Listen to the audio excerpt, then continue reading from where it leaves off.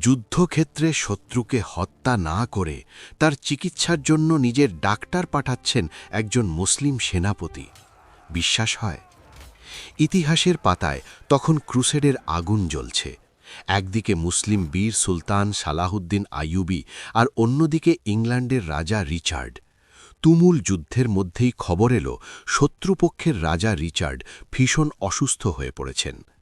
সাধারণত যুদ্ধক্ষেত্রে শত্রু দুর্বল হলে সবাই খুশিতে আক্রমণ করে, কিন্তু সালাহুদ্দিন তা করলেন না।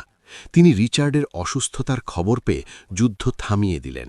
শুধু তাই নয়, শত্রুর চিকিৎসার জন্য নিজের সেরা ডাক্তার এবং তপ্ত মরুভূমিতে আরামের জন্য বরফ ও ফলমূল উপহার পাঠালেন। যুদ্ধের ময়দানে দাঁড়িয়েও তিনি মানবতা ভোলেননি। সত্যিকারের বীর তো তিনি, যার হৃদয়ে শত্রুর জন্য ন্যায় বিচার আর দয়া থাকে। এটাই হল ইসলামের সৌন্দর্য। এমন মহানুভবতার গল্প ছড়িয়ে দিতে ভিডিওটি শেয়ার করুন।